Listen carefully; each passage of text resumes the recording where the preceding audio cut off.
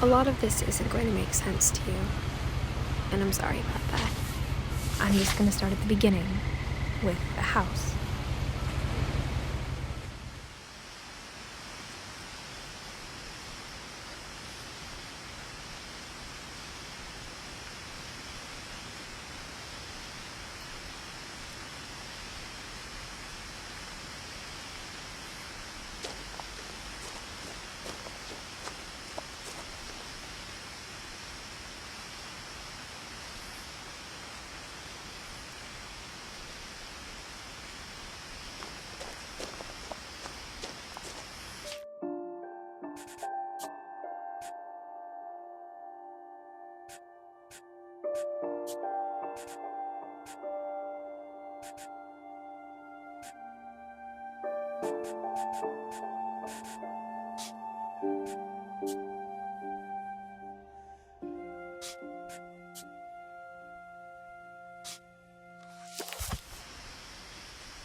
I lived here until I was 11, but I wasn't allowed inside half the rooms.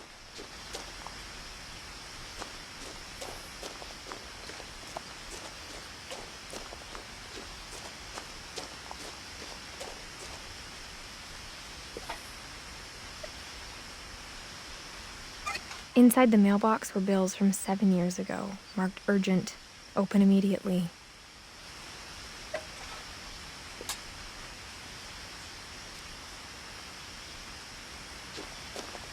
I hadn't been back since my brother Lewis's funeral.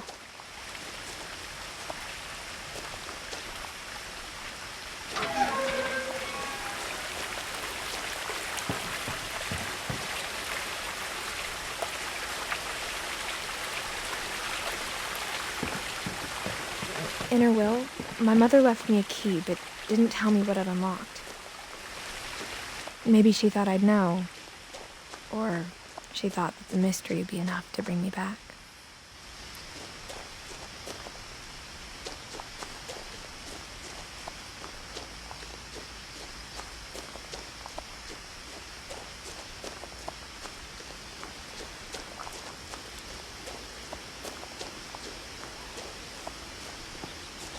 The truth is, even after I inherited the house, I never thought I'd come back to it. But now I had questions about my family that only the house knew the answers to.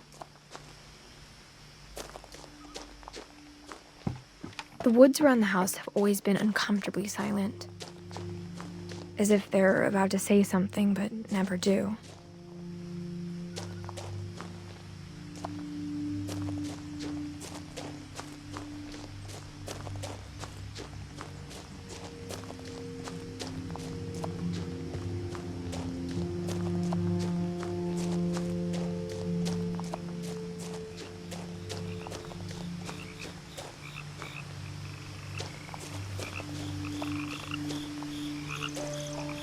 The house was exactly like I remembered it, the way I'd been dreaming about it.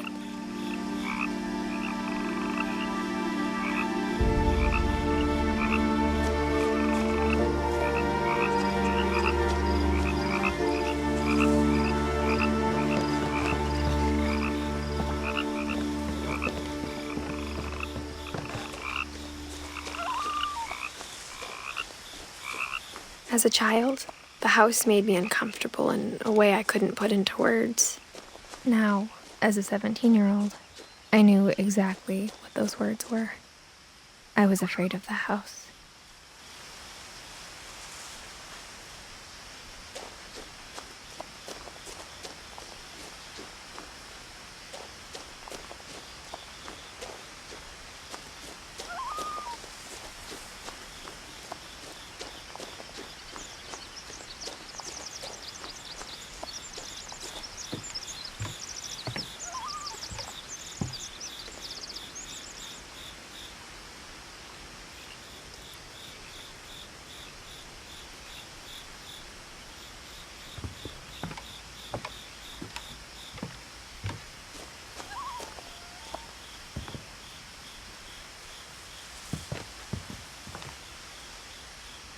I hoped the key might unlock the front door.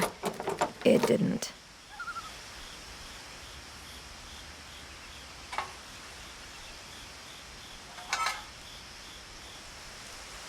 Looking in, I felt like the house itself had been waiting for me.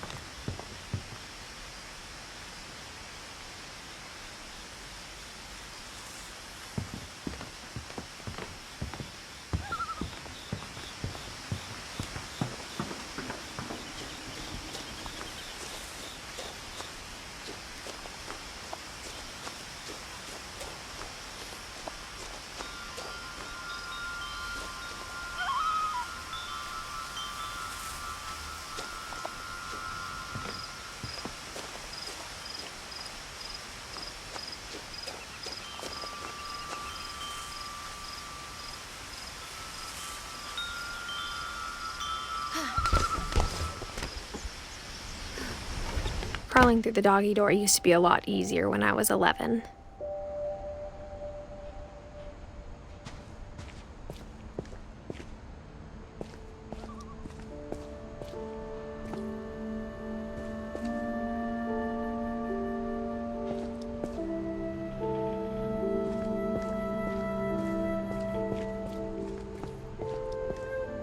For the first time in years,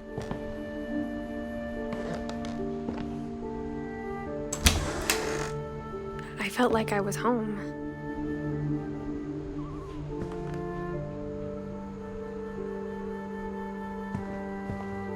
But instead of a family, there were just memories of one.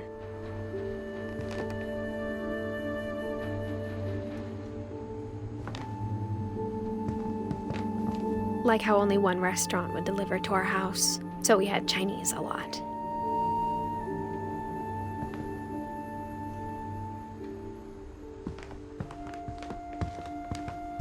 Nothing in the house looked abnormal. There was just too much of it, like a smile with too many teeth.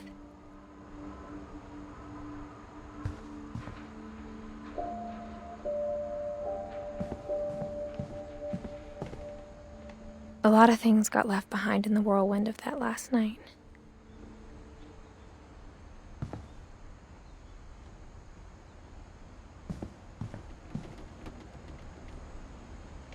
My mom wasn't much of an optimist, but she never stopped believing that my brother Milton was alive.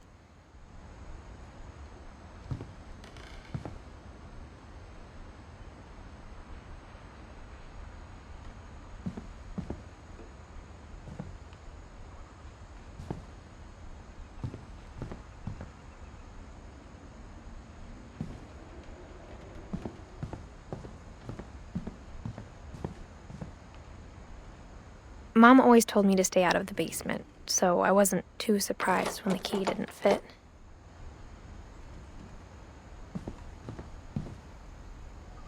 Even the fireplace had a story. Edie told me the bricks came from the original house, after it sank.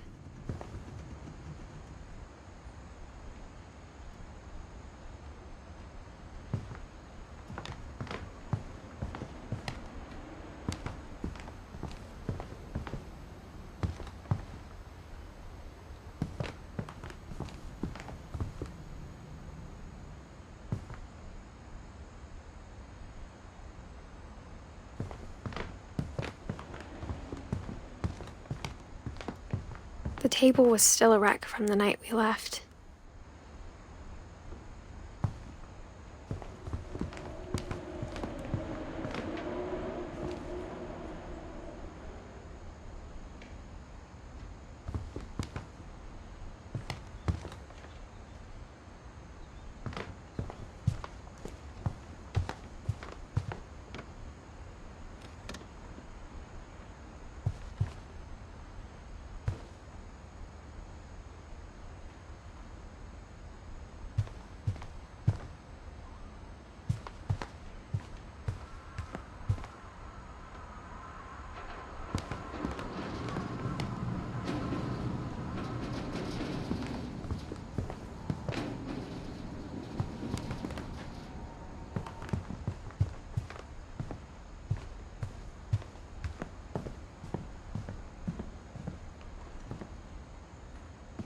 After Milton disappeared, Mom sealed up all the bedrooms.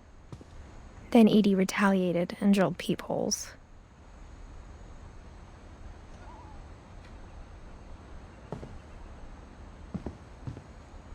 I spent a lot of time playing in Great Uncle Walter's room.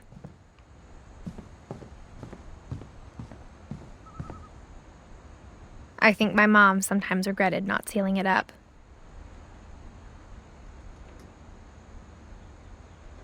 Louis told me there were secret passages, but I never believed him.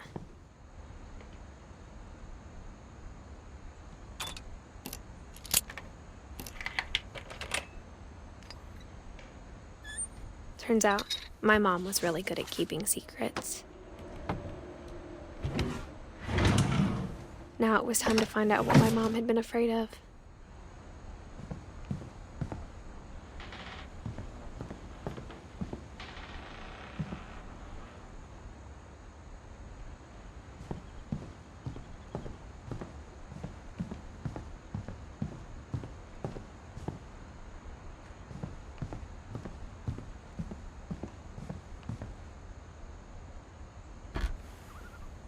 Barbara was a child star for 2 years, until America grew out of it.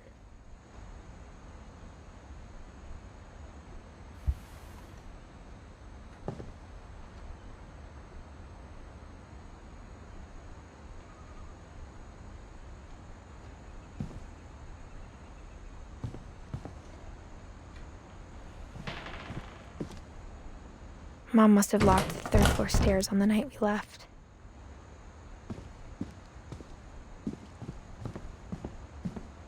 Whenever people ask me about my family, the first thing they always want to know about is Barbara.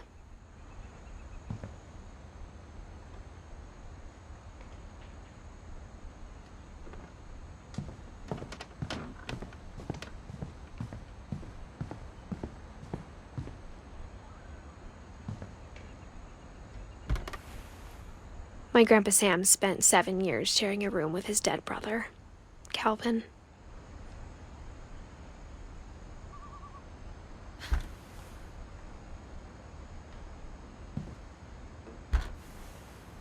As a kid, I just assumed every house had peepholes and sealed rooms you weren't allowed inside of.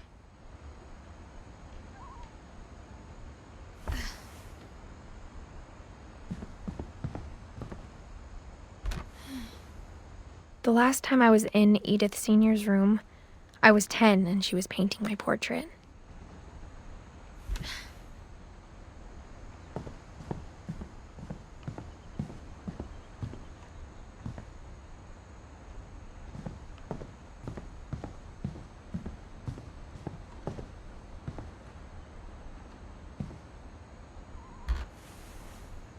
Molly always seemed like a girl I could imagine being friends with, if she hadn't died in 1947.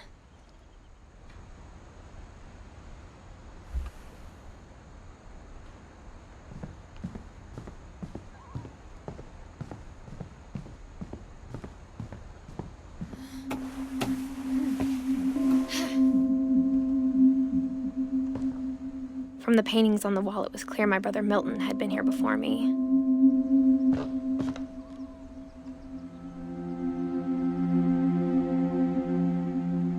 Reading this, maybe it sounds like I had a plan. But I had no idea what was behind that door.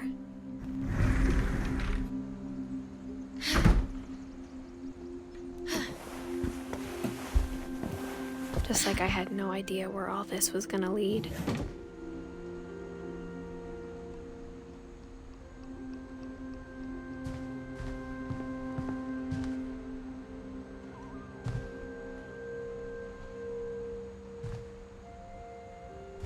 I got the sense Edie had spent a lot of time here.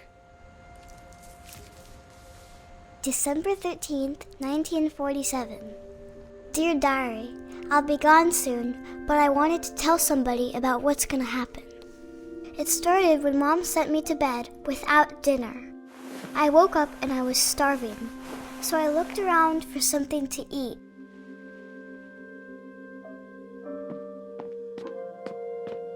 The gerbil food was dry, but I didn't mind it.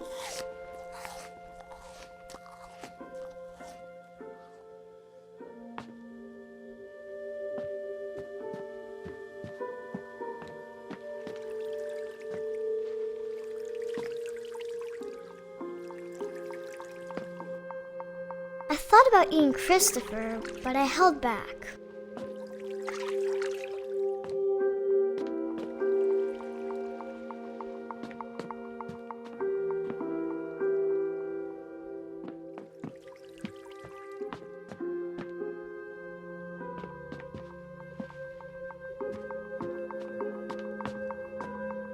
My Halloween candy was all gone.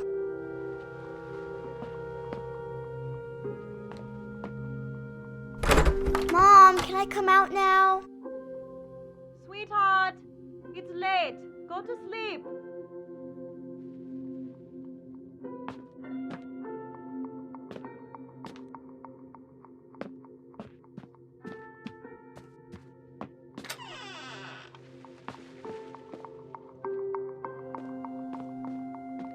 I ate a lot of things that night.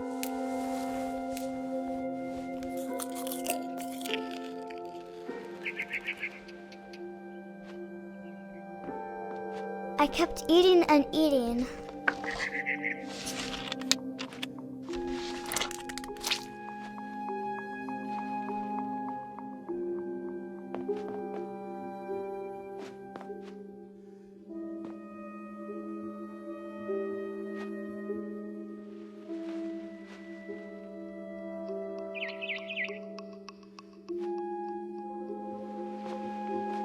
Then I heard chirping outside my window.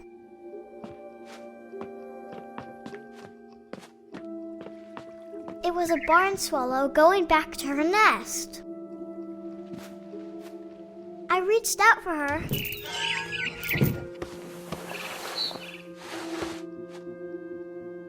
And suddenly, I was a cat.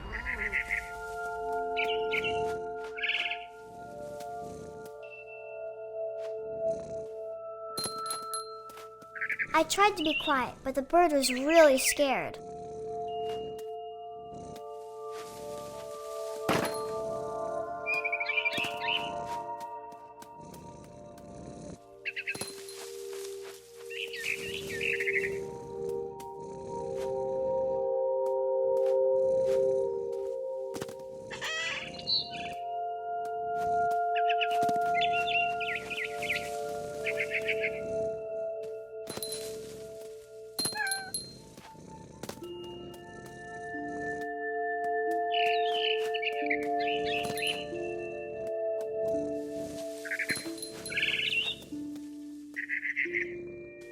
I jumped and I almost got her.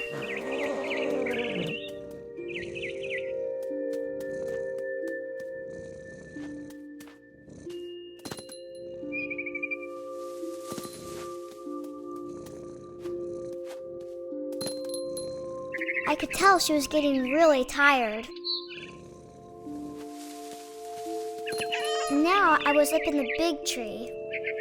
I promised Dad I wouldn't climb it anymore. All I cared about was eating that mama bird.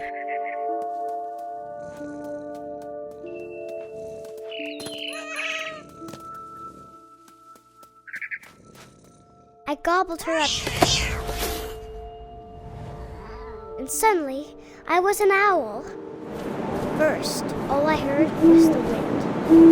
Then I heard little teeth nibbling in the grass.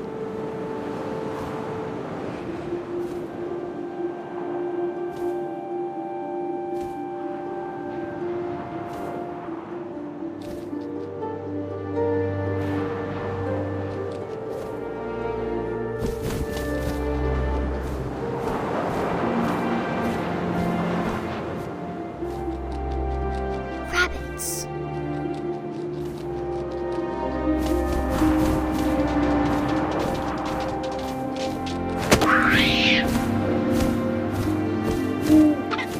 I imagined his face looking up and seeing mine through my talons.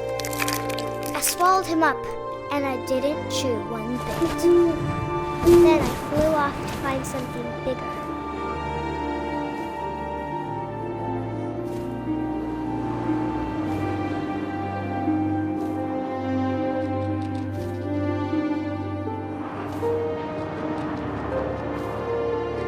A mama rabbit.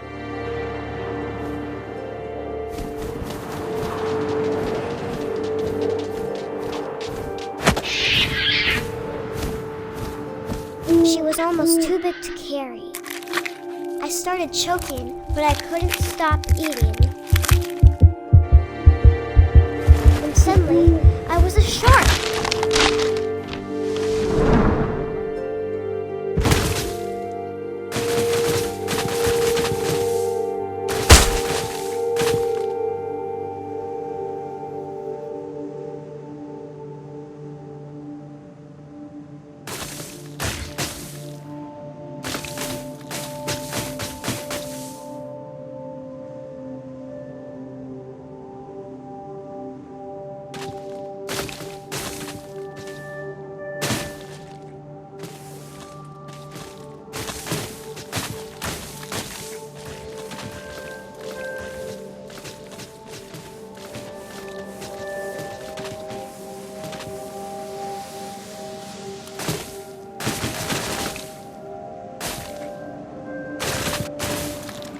I rolled off a cliff and into the ocean. Now, I was hungrier than ever.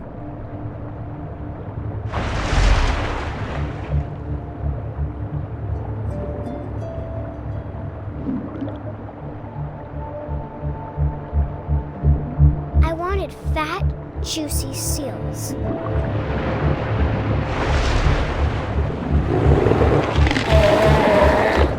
I tore off her flipper, and it tasted really good.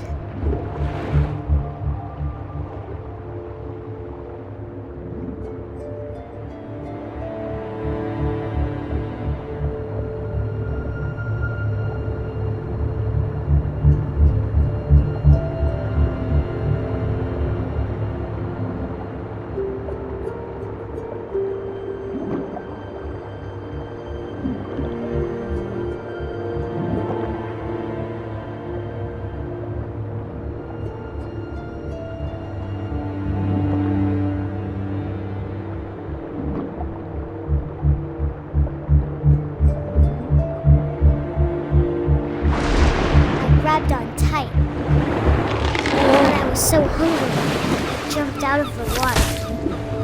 When I opened my eyes, everything had changed.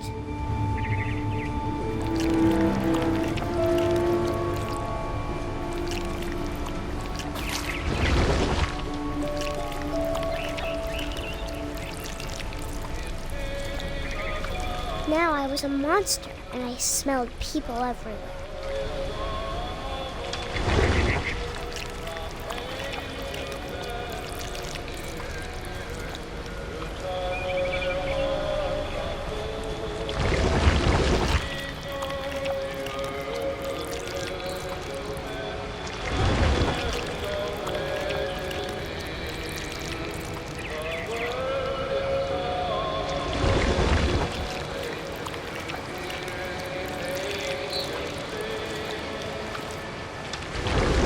I was big, but I moved real quiet.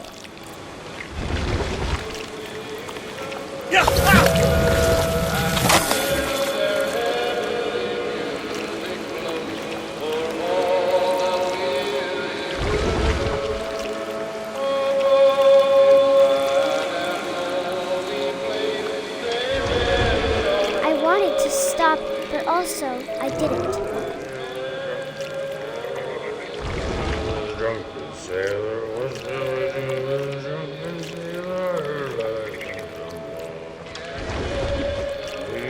Belly was rusty, his belly was rusty, his belly was rusty, razor.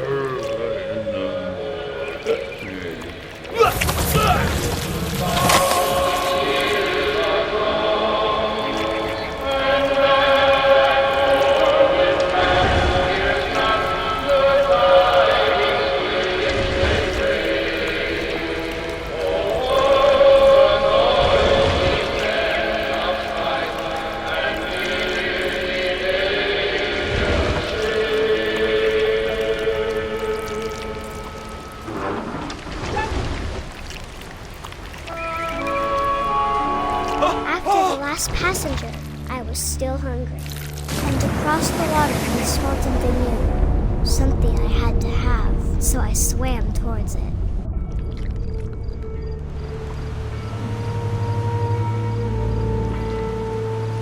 I slithered onto the sand, and the good smell went into an old pipe.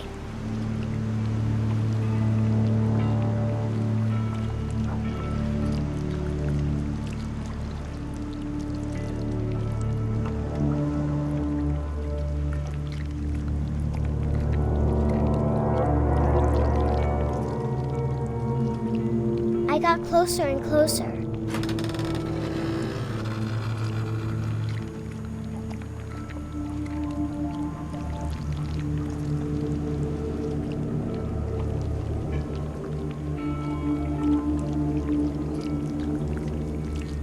All of my stomach started growling. And suddenly, I was me again. I held my breath for a long time, but I couldn't hear anything. I think it's waiting for me to fall asleep. But it's not going to wait much longer. It needs to feed, and we both know I will be delicious.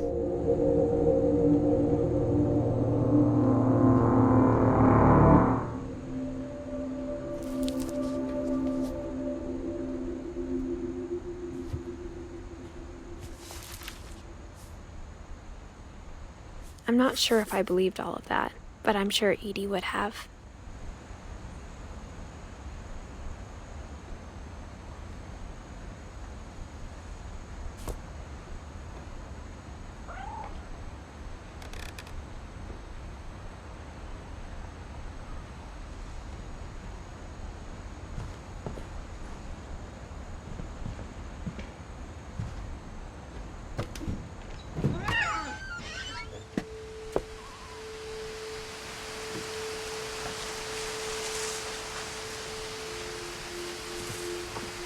This will be obvious later, but my mom never told me any of these stories. Edie would have, but Mom didn't like bringing up the past. Though, when we adopted a stray kitten, she was the one who named it Molly.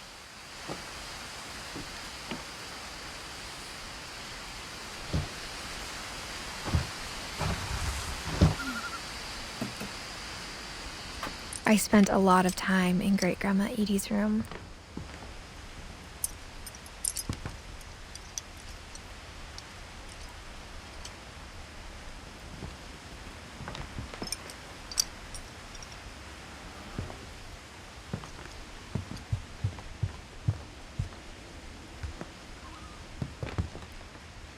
One summer, they evacuated the island, but Edie refused to go. For a few weeks, she was a celebrity.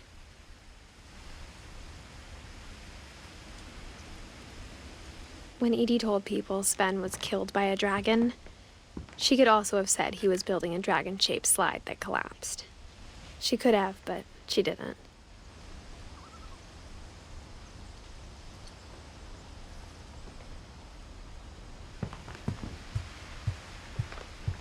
Her room was like a museum.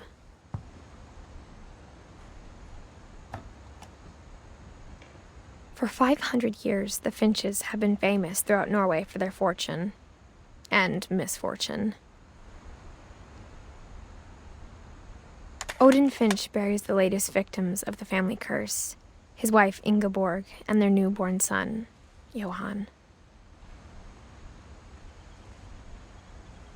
On January 7th, 1937, he set sail with his family and his house, hoping to leave the curse behind. But 40-foot waves off the coast of Washington send the house and Odin to the bottom of the sea. Odin's daughter Edie, with husband Sven and baby Molly, step ashore on their new home, Orcas Island. Odin Finch is the first to be buried in the new family cemetery. His daughter Edie is already dreaming of a new Finch house.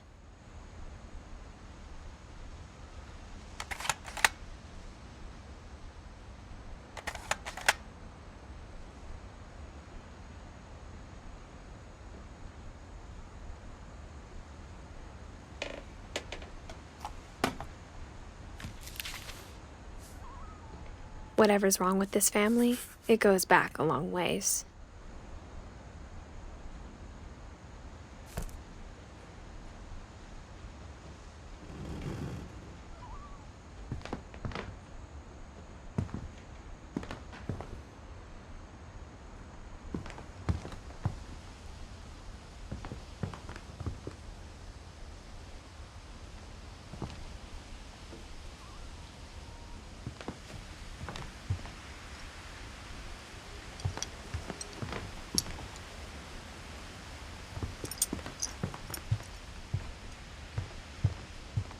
even in her 90s.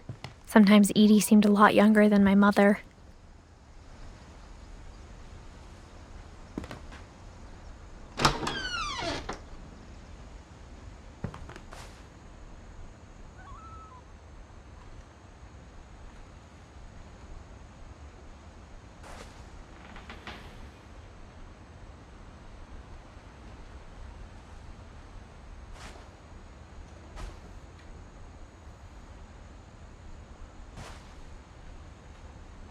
The only trace Grandpa Sam's first wife Kay left on the house was the pink bathroom.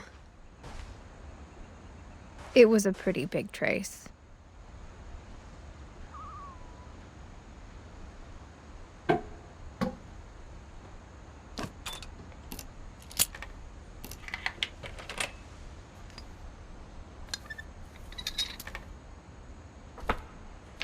There's a secret in this bathroom. It's in the last place you would look. It isn't in the cupboard. It's hidden in this book.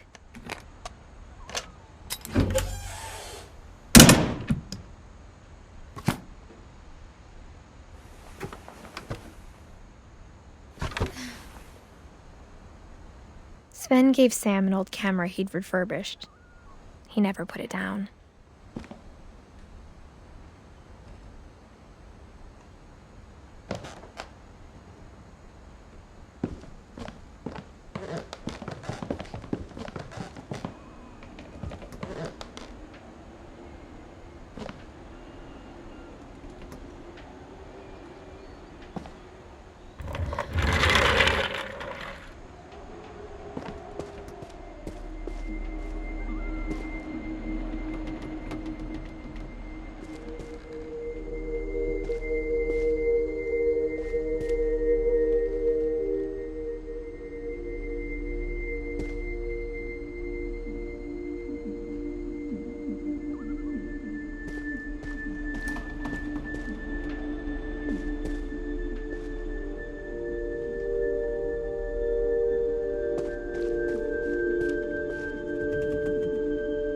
I knew Grandpa Sam had a twin.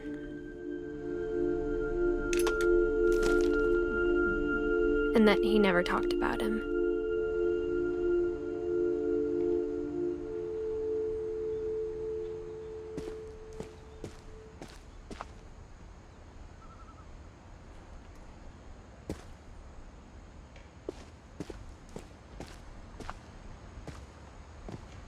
I guess my grandpa didn't like history any more than my mom did.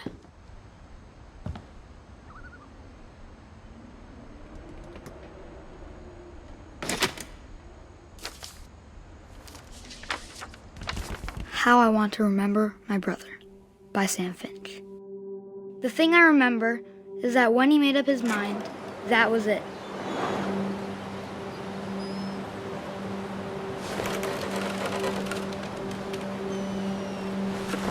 My brother said he'd die before he ate another mushroom. And he did. At Barbara's funeral, we swore we'd never be afraid again. And he wasn't. I think Calvin always wanted to fly. Sam! Calvin! Dinner's ready! Coming! But that day, he finally made up his mind to do it. I told him going around was impossible. Maybe if I hadn't said that.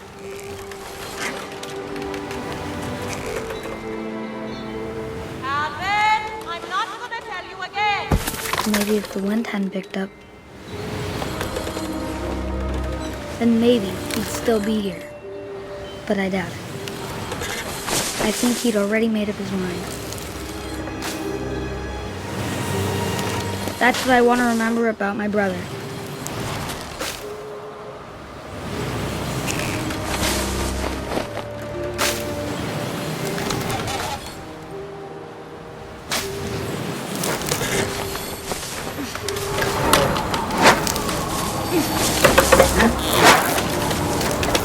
The day he made up his mind to fly, and he did.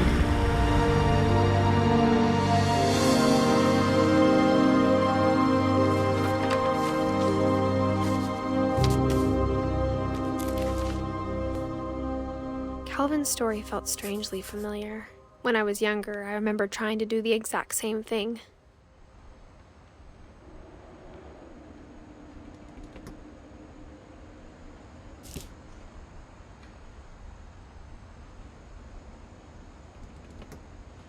After the funeral, Edie roped off Calvin's half of the room.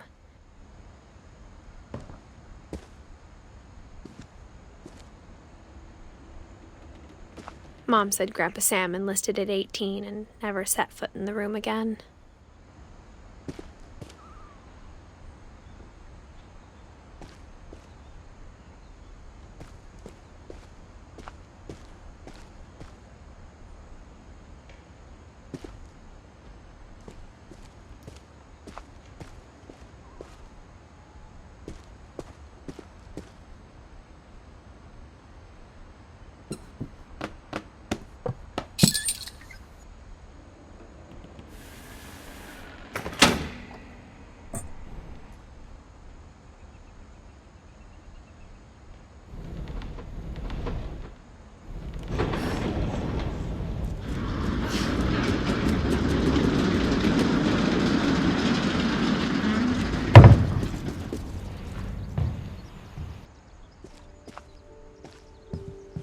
The passages were a pretty tight fit. They'd obviously been built for smaller hands and bellies.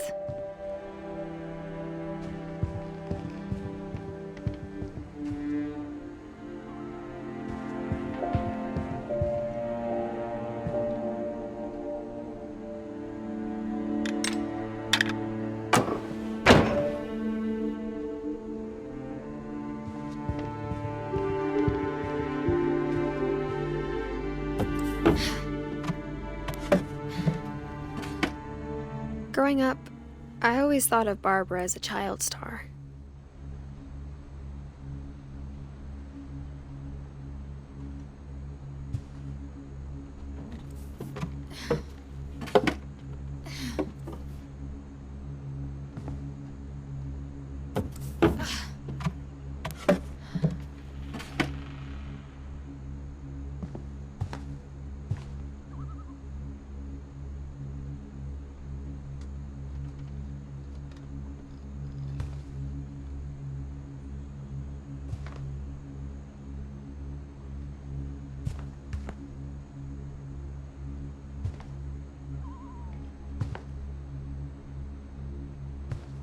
I never thought about how hard it must have been for her afterwards.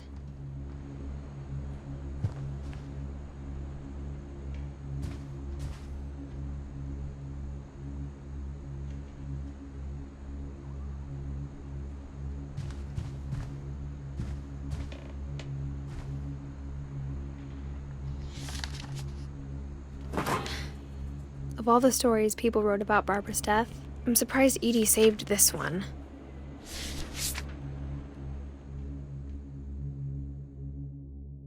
Old Jack here with another ghastly tale inspired by America's most unfortunate family. I'm calling it The Surprise Ending of Barbara Finch. As a child star, Barbara was famous for her scream. Now at 16, she was all washed up. A has-been. But in a lucky break, she'd been asked to perform her signature scream at a local convention for monster movie fans. It was just the boost her career needed. Unfortunately, her scream hadn't aged well. Getting better. I think you just need the right motivation. Her biggest fan and current boyfriend, Rick, was about to demonstrate when... Now that was a great scream. It was Barbara's father, Sven. He'd slipped into a table saw and had to be rushed to the emergency room. So Barbara got stuck babysitting her youngest brother, Walter. Her convention comeback was cancelled. Okay, I'm hearing frustration, but I'm not hearing terror. What if I tried... A gang of hoodlums in Halloween masks have been terrorizing Orcas Island tonight. Police are urging residents to... That came from the basement. You're right! Also, I loved your delivery on that. Why is your basement door locked? Because my dad likes making puzzles and secret passages. There's a key hidden in the music box. The secret is to keep winding and winding until finally the key pops out. Thanks, babe. I'll be back in a sec. 20 minutes later, Rick hadn't returned. So Barbara went to look for him, right on cue. She reached for the music box.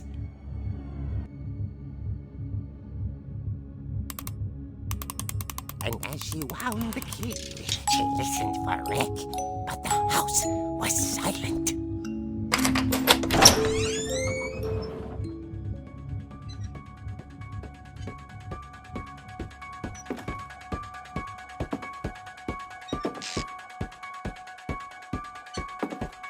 She found Rick's crutch and imagined the worst.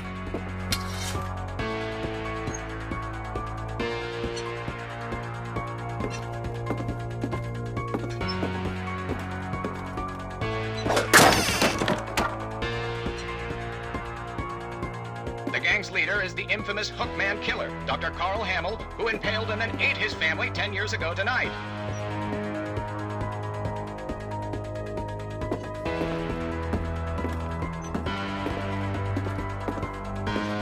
The old fridge rattled and grew still. Oh dear! Oh! Rick? Barb, relax. I was just trying to scare you to help you find your scream. Well, I'm not scared, Rick. I'm furious. Then act furious. All I'm getting from you now is that you're hurt and confused and She threw him out, but she kept a little something to remember him by. Barb, have you seen my other crutch? And she was still holding it when she fell asleep watching the late picture show. Hours later... Barbara! Walter, what's going on up there? Ah! Okay, I'm coming up, but if this is a trick, you're dead, Walter.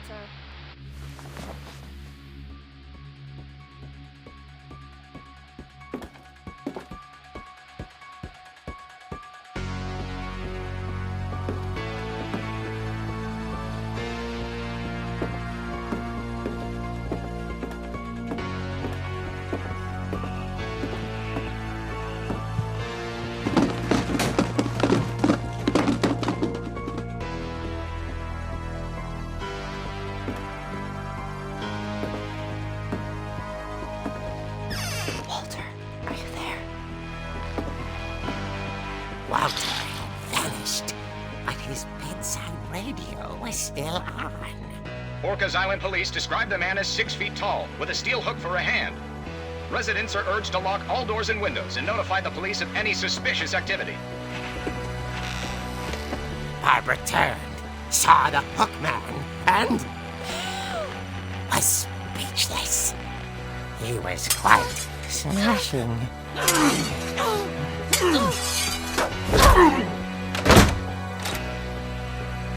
And he was.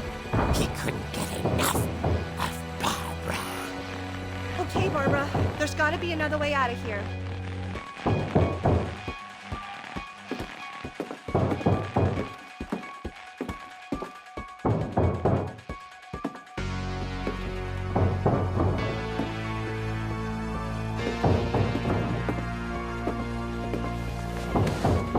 That night, she played her part beautifully.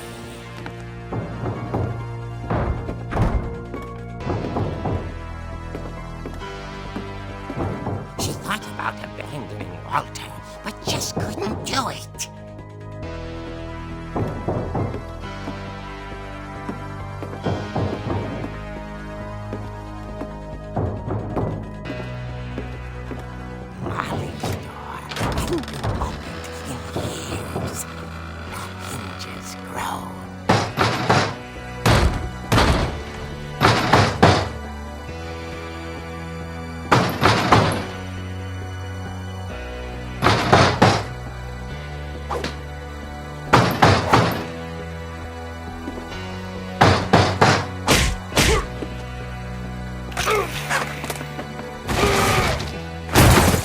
wasn't moving, but she sensed the story might not be over yet.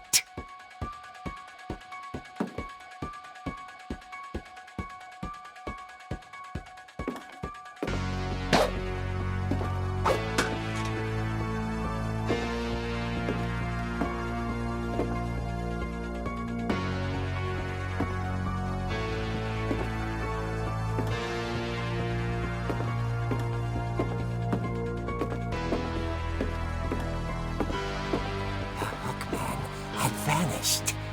She listened for his breathing, but all she heard was...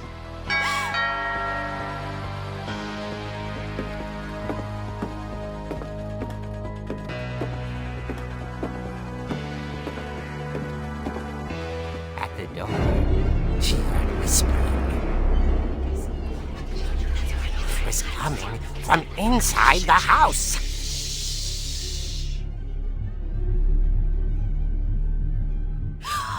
Oh dear.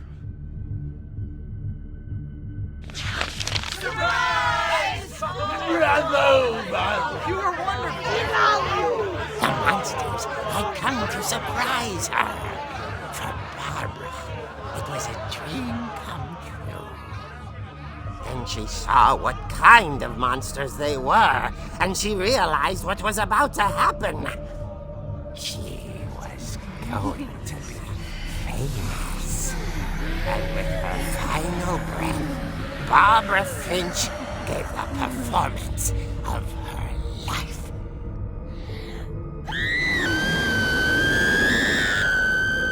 I wasn't there myself, but I hear Barbara was magnificent. Poor girl. She had a taste for stardom. But unfortunately, so did her fans. Of course, the police blamed it all on poor Rick, who disappeared the same night. And little Walter, hiding under his bed the whole time. He took it all pretty hard, but that's another story. As for Barbara, tucked inside the music box is all they ever found of her. Her ear. Now that's what I call a real eerie tale.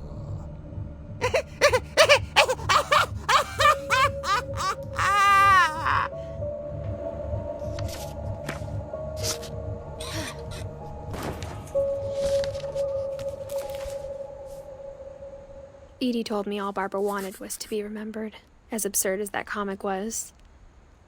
Maybe what Edie saw was a happy ending.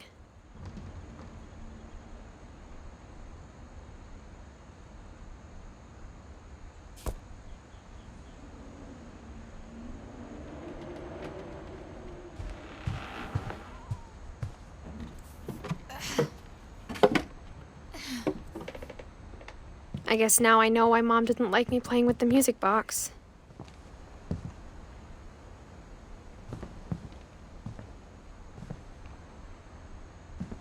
Edie's father, Odin, built the original house.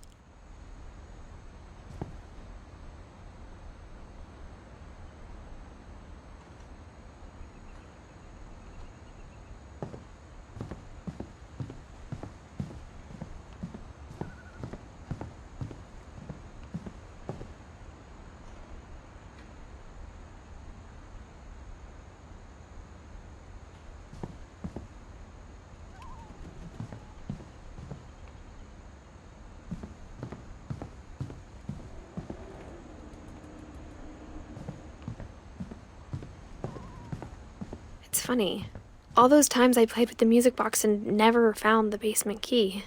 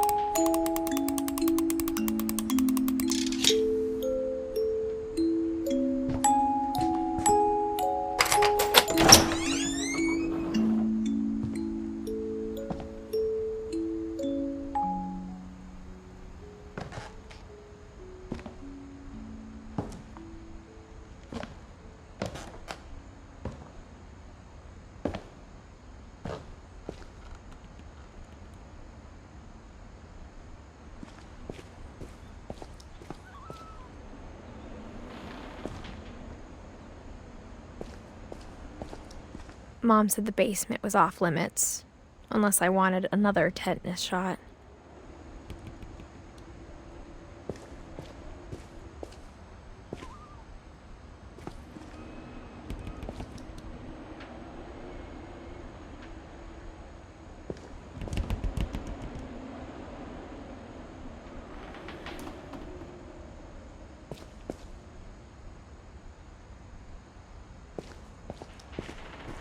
I saw Edie sneak down to the basement once, carrying packages.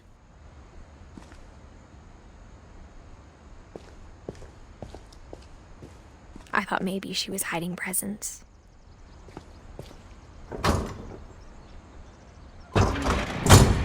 It turned out she was hiding a lot more than that.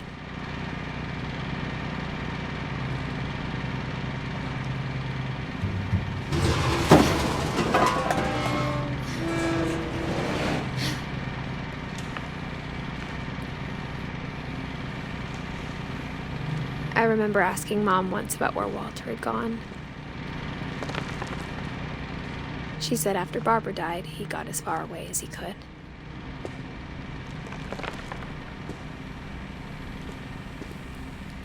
If there's a pattern in all these stories, I think it's that none of us has gotten very far.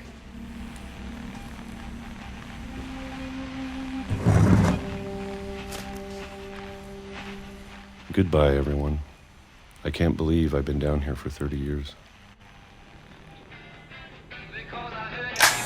On that first day, after the shaking started, I didn't think I'd survive a week.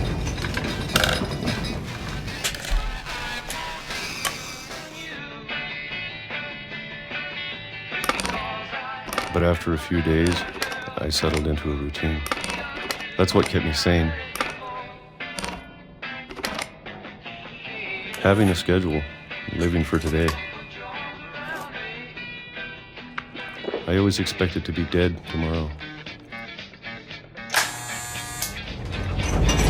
But if you wait long enough, you get used to anything.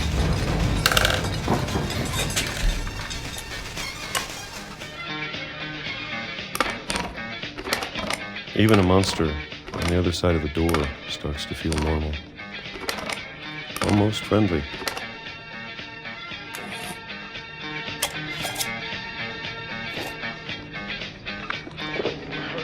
And then one day, everything just stopped. Whatever that thing was, it was gone. Maybe it got tired of waiting. Or maybe I just got tired of being afraid.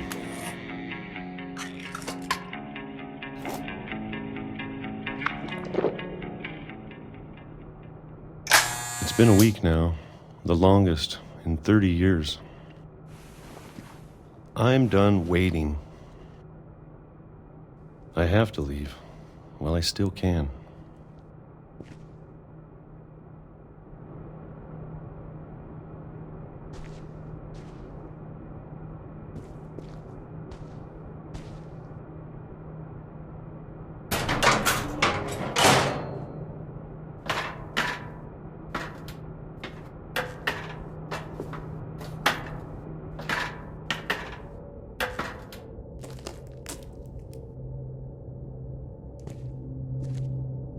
I know it's out there, somewhere. Whatever killed Barbara and Molly and Calvin. Maybe this is all a mistake. But I need to stop living the same day, even if it kills me.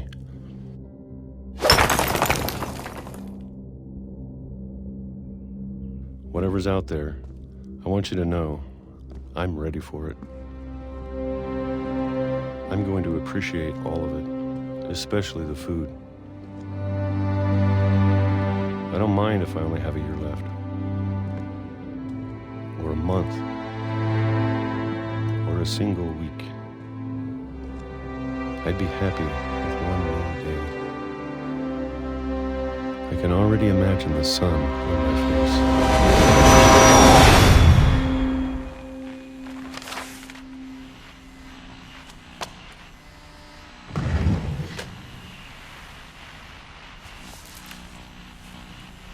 Walter died when I was 6. I can't believe my mom never told me he was down here.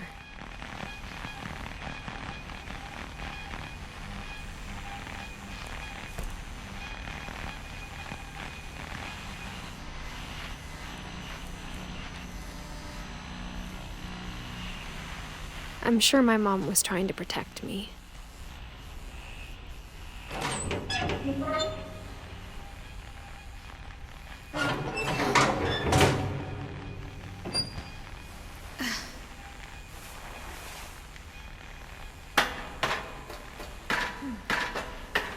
Maybe she was afraid I'd end up like Walter. But if she never told me about an uncle under the house, I can only imagine what else she was hiding. I don't want to make the same mistakes she made. Trying to bury something that's still alive.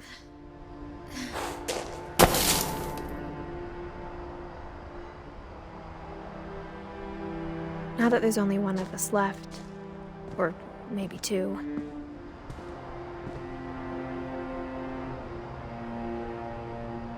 I thought it was time I heard the stories for myself and found out what happened to everyone else. But now I'm worried the stories themselves might be the problem. Maybe we believed so much in a family curse, we made it real.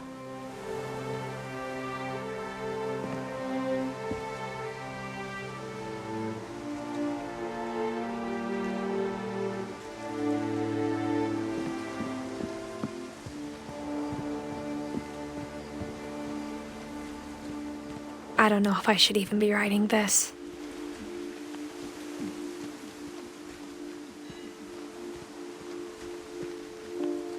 Maybe it'd be better if all this just died with me.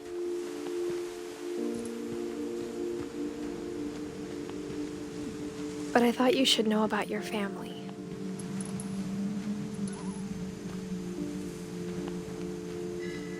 And the history you're a part of.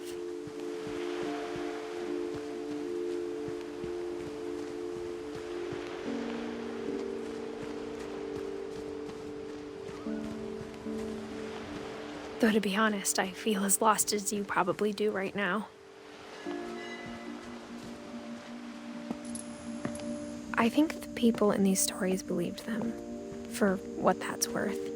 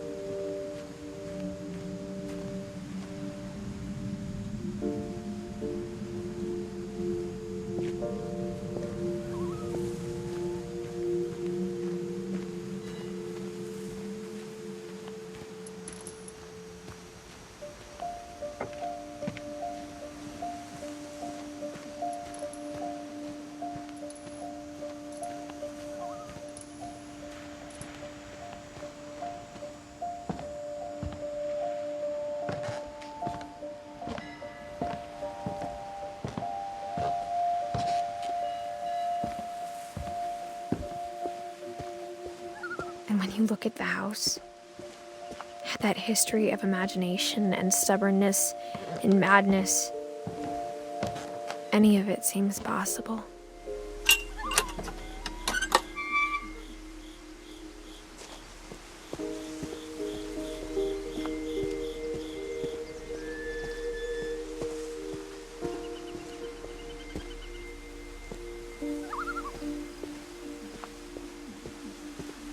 I think we've been surrounded by death for so long, we've just gotten used to it. What kind of family finishes building a cemetery before starting the house?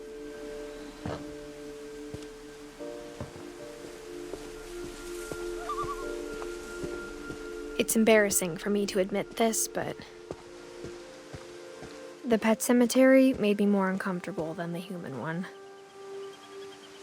3 of the gerbils were mine, and 2 had been my fault.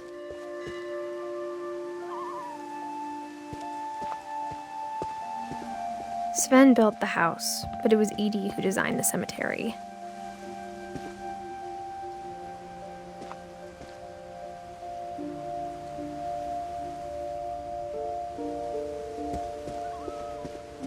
I'm sure Odin's monument had been Edie's idea.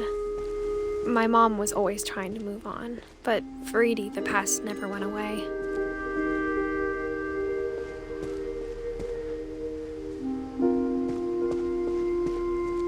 She could see it poking out of the water at low tide.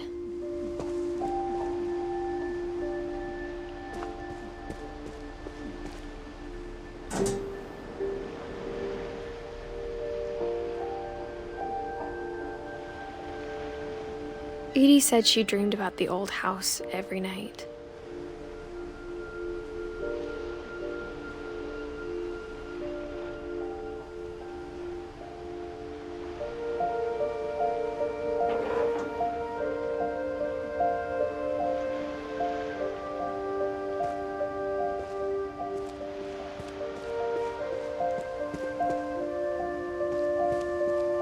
Edie's side was always easier for me to understand.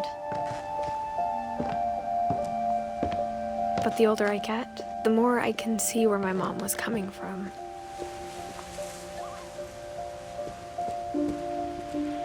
Her dad had been pretty strict, but it wasn't enough to save her brothers. She was just trying to do better.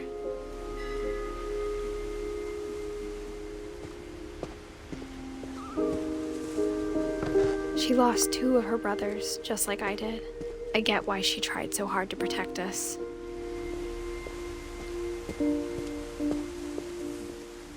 There's so many things I wish I could ask my mom now. Part of me thinks this is what she wanted all along. For me to come back someday and find everything out for myself.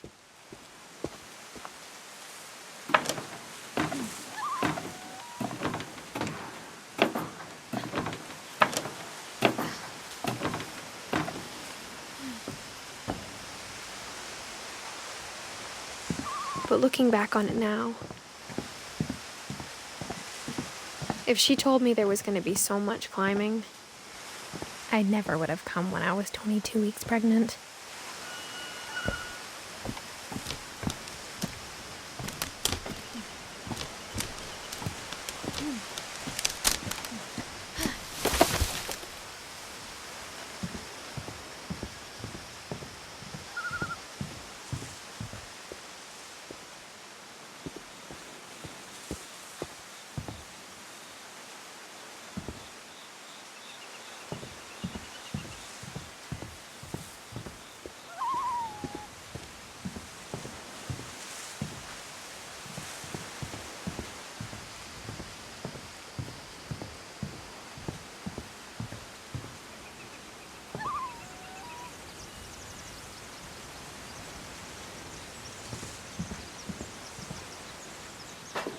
I never met Grandpa Sam, but I think he and my mom had a lot in common.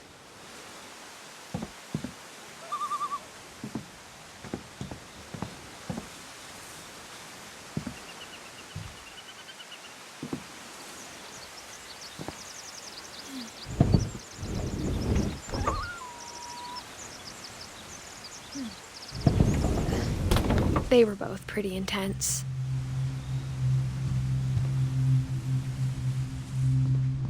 Sam spent his life shooting photos, but Mom said he got nervous being in front of the camera. I guess we're all afraid of something.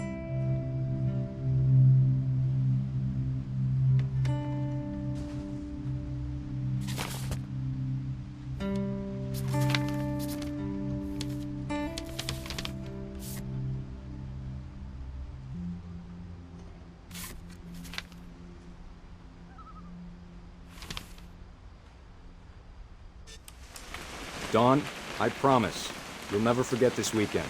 Yes, sir. These memories are gonna last a lifetime. Hmm? Am I gonna have to shoot anything? It's a hunting trip, Dawn. Shooting is strongly encouraged.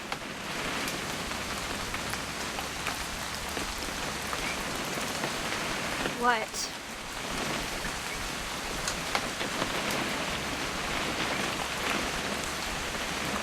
It's too early, Dad.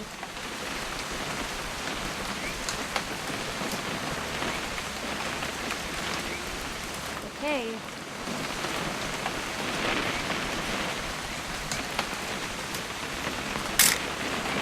Shouldn't we be leaving? Just want to get a shot of you, Dawn, then we can take off. Perfect. It's gonna rain the whole weekend, isn't it? I will never forget this weekend, Dad. That's the spirit.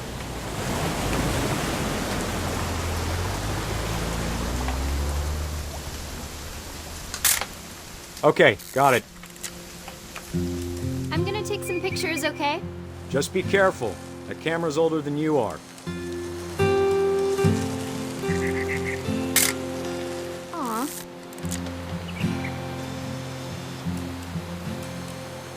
You're right, Dad. It's starting to clear up. Still freezing, though.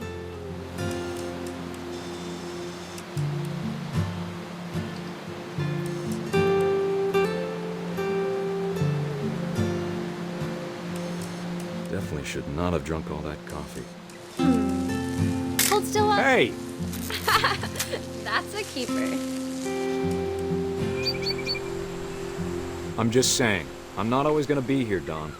You'll need to remember this stuff, if you want to survive. I'll be fine, Dad. You know who else thought he was gonna be fine? Some guy who died. Dawn, I'm being serious. I know, Dad. You're always serious. Doesn't being out here make you want to chill out?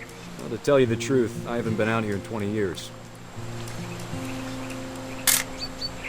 Dawn, don't you think you could find something more interesting to photograph? Last time I was with my brother Calvin. Man, that was a great trip. Your grandpa Sven taught us how to fish, how to build a fire. We found an old logging trail with deer everywhere. I bet if I could remember where that trail was, we'd spot a buck for you in no time. Give me a minute to check the map.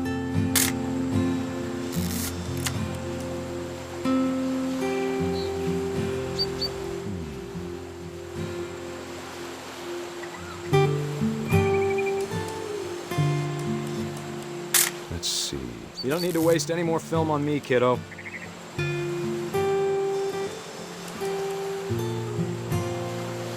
Maybe.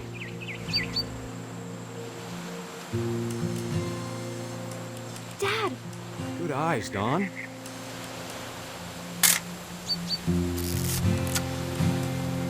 Before you take the shot, let me get a picture of you.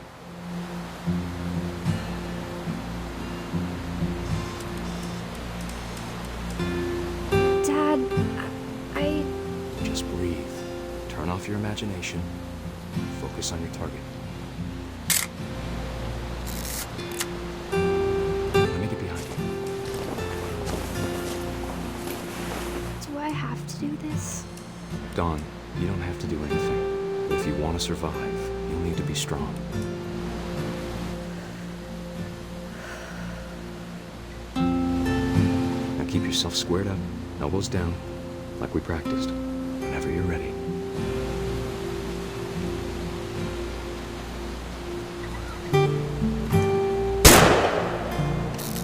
Great shot, Dawn!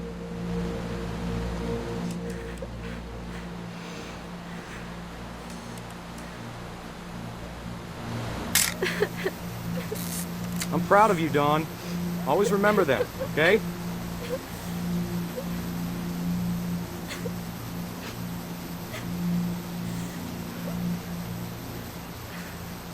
Sorry, Dawn. Just gotta reset the timer.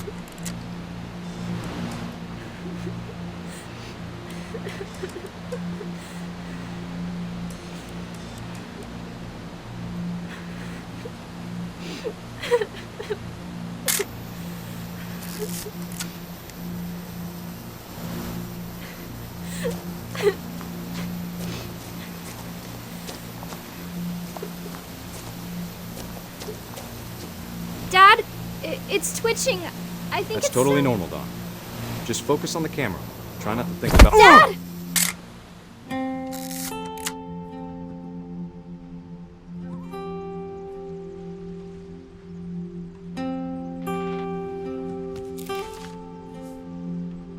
Of all these stories, that's the one I wish most that my mom had told me.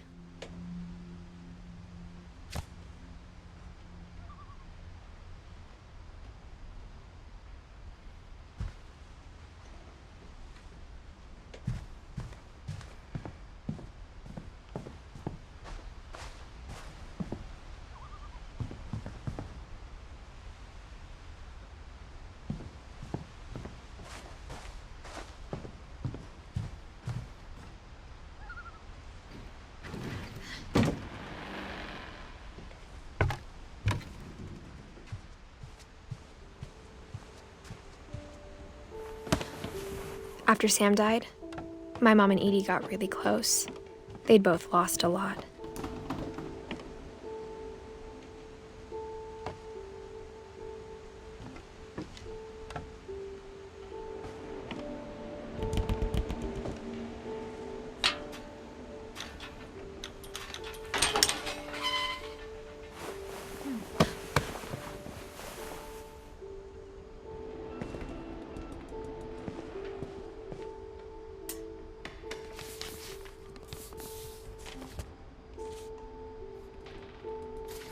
Dear Kay, do you remember the way Gregory used to laugh when he thought he was alone?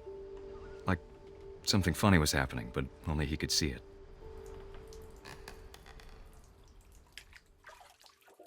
I think he saw things the rest of us don't. I think he saw things the rest of us don't. I think he saw things the rest of us don't.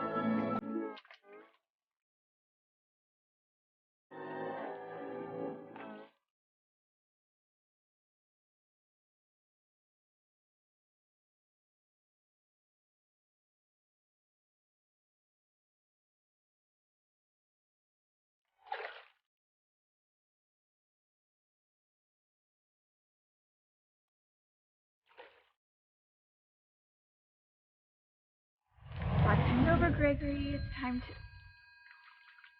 Hold on, sweetie. Hello? Sam, I told you I don't want to talk right now. I wonder what he saw.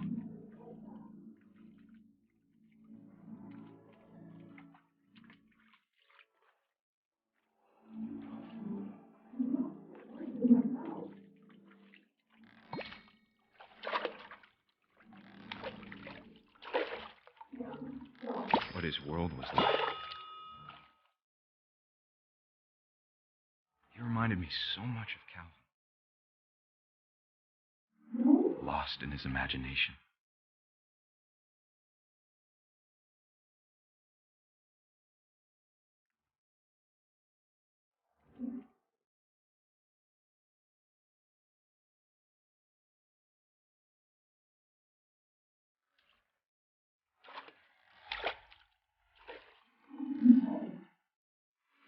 Whatever it was, he saw.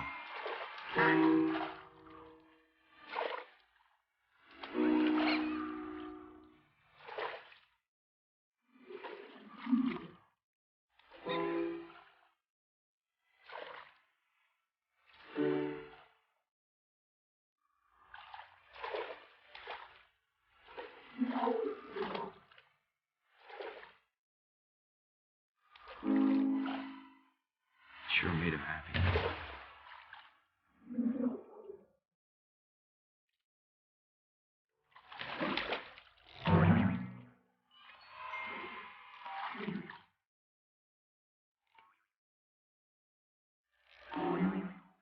I know how silly it sounds.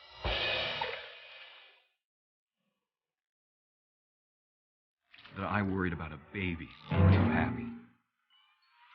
But I could feel him slipping away. Sorry about that, Gregory. I know you did everything you could. Maybe if I hadn't called that night.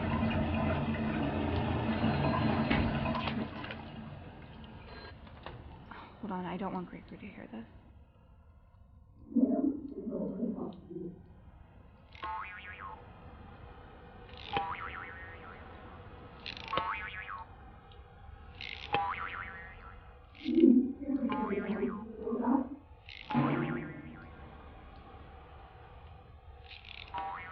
I wish he could have told us.